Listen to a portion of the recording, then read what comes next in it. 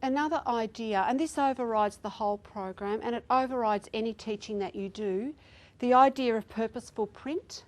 Classrooms need to be alive with purposeful print, charts that articulate or remind or support students. In this case, if we've been teaching for fluency, we want an anchor chart for reference in our rooms so that students, we can use that to keep articulating and to keep reminding students and to support them that they can go over there and have a look at what they need to be reminded of so that we're re-entering and reinforcing the concept. As you teach specific strategies, build the literacy environment and articulate the learnings and the expectations in all learning areas. That also feeds into assessment as learning. It can support informed, purposeful goal setting. Students who are able to say, I'm working on my fluency this week when I read people talking in text. Or I'm working on my fluency this week every time I see a comma, I know I'll read a chunk of words together and then I'll stop at the comma. Whatever it may be. As we said this morning, the language of learning, the understanding, the conceptual understanding, and then expressing that and having the words to express it. It also builds the literacy environment. These are the things that we value in our room. This has purpose for us. This is on your handout. I'm going to push on. People are trying to write down. It is there for you. And another important practice is the gradual shift in responsibility, and this relates to monitoring. We want to see what we are teaching for transferred into actual student action. Those of you who was here and heard Patrick Griffin last week, yeah, he's saying it's not inference, it's about what a student can actually make or say or do. It's not us what we think that they've grasped, we actually have to see the evidence of it. And we need to put the press on our students to achieve that shift of responsibility. Remember we talked about in Vygotsky this morning, it's social learning and there's a role for the teacher and a role for the learner and an interaction, but there's responsibilities for both.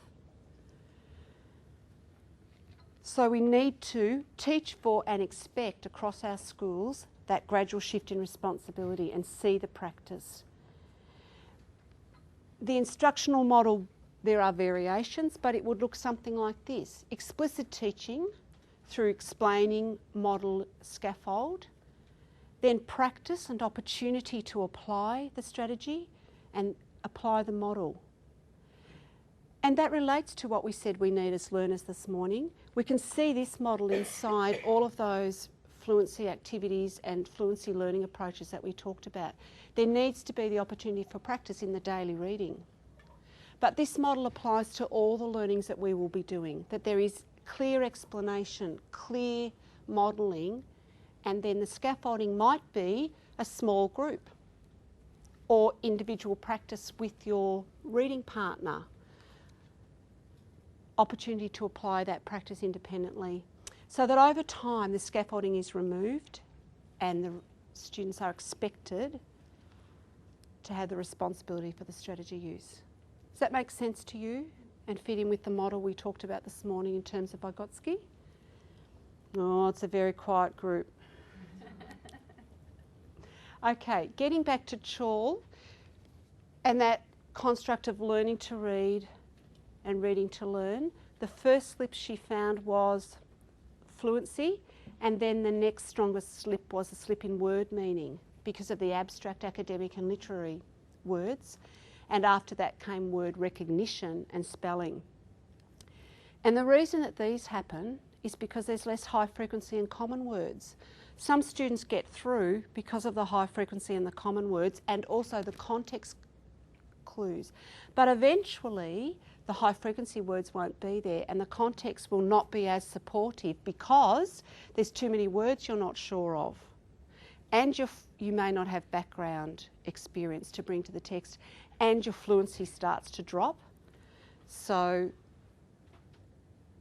that's the second area that she says we need to look at in terms of achieving